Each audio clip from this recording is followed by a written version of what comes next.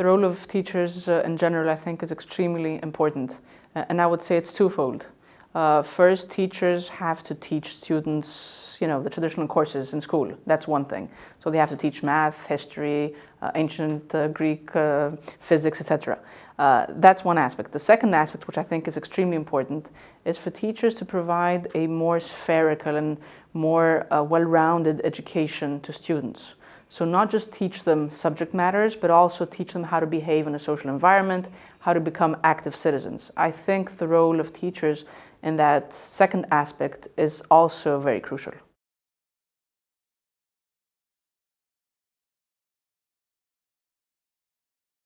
I'll tell you one thing that Greece is thinking of doing, the new government of Greece is thinking of doing, and the new Ministry of Education, regarding the second aspect, regarding the role of teachers.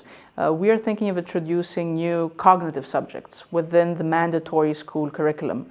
Subjects that have to do with volunteering, which have to do with respect for others, have to do with environmental consciousness. So all of these matters aim at the same target, which is to provide students with a more spherical, a more complete and well-rounded education. That is something that could also be discussed at the EU level regarding the role of teachers.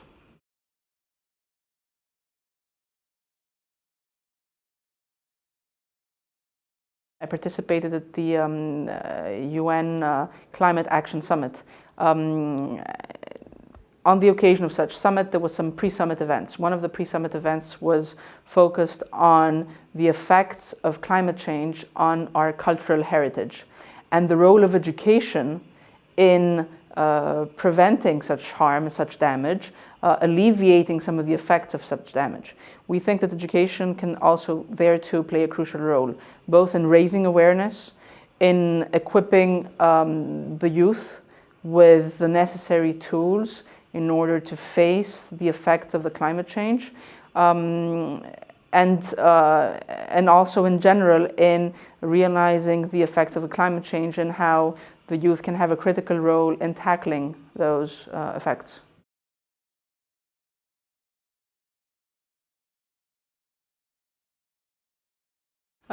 It's true, there was a survey that indeed found such a gap. It's, in my opinion, one of the biggest challenges we are facing as Greece's newly elected government regarding education. So the mismatch between, on the one hand, education and what education provides, and on the other hand, the actual needs of the labor market.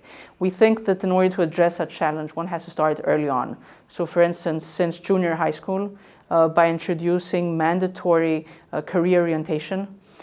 So have people who actually were in the active workforce come and talk to children, to students, about what each profession entails, what the real conditions are of exercising X or Y profession, in order for students to actually make their own choices, but after having been informed of the actual conditions of each profession. That's one thing. A second way to tackle this challenge is through practical training. Practical training has to be more systematic, both in high schools and, of course, in universities. We think it's wrong, for instance, for a student who studies economics to see a balance sheet for the first time in his life when he's 25 or 26.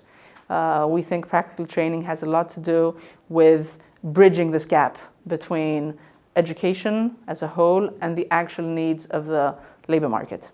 And I'll just give you an example, for instance, from Greece. Greece has many lawyers who are unemployed, doctors, etc. On the other hand, despite the fact that we have a very high unemployment rate among the youth, there are companies focusing in technology who actually end up hiring from abroad because they cannot find youngsters who actually are equipped with the necessary skills that these companies demand. So this is something we have to look at as a country as a whole, I think.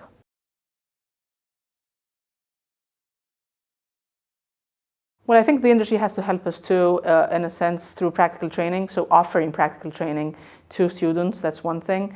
The industry could also help with career orientation, so providing input to students from an early age as to the real needs of the labor market.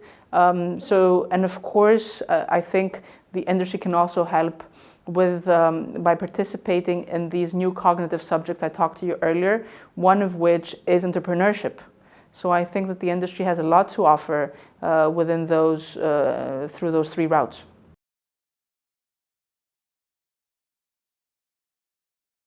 Well, I think Greece's public universities are open to suggestions that have to do with bridging this gap.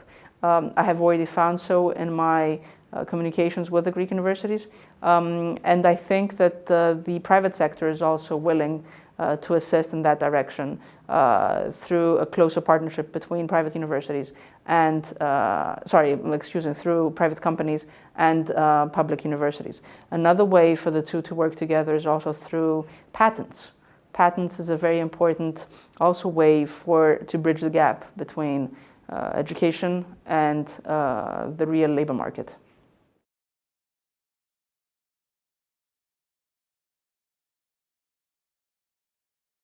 Well, let me start by this. Our main ambition, and this applies to both primary, secondary, and higher education, is to grant more freedom and larger autonomy to schools and universities.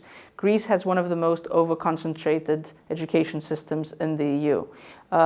We want to show greater confidence to both teachers and also grant larger autonomy to universities.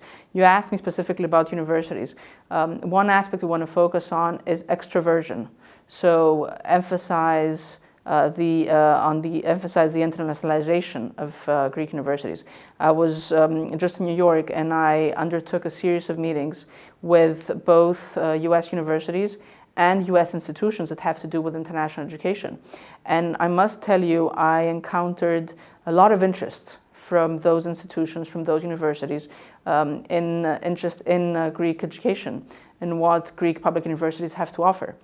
So one thing we want to focus on is, for instance, more foreign language programs offered through Greek universities, exchange of students and researchers, joint degrees, double degrees between Greek universities and foreign universities.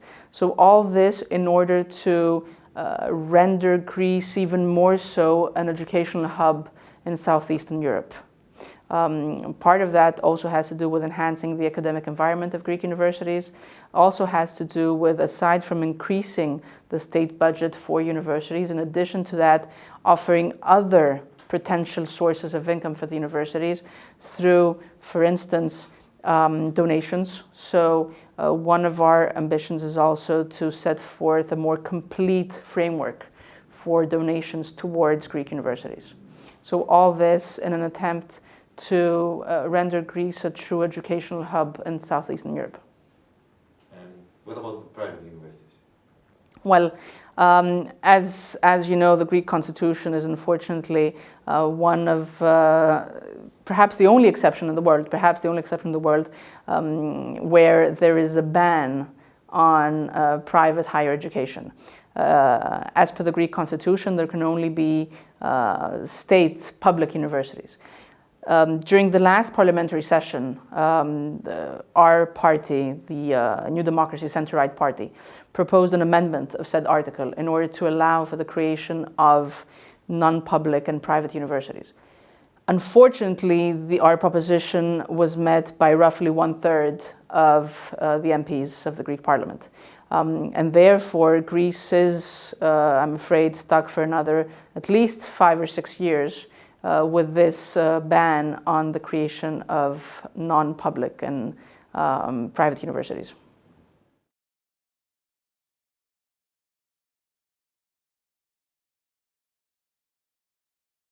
Greece is a country that has its overwhelming majority composed of Christian Orthodox. There was a very recent decision by the highest administrative court that ruled that the latest religion courses suggested by the previous government were unconstitutional. The same court has ruled in the same way regarding the previous courses also introduced by the same government of Syriza.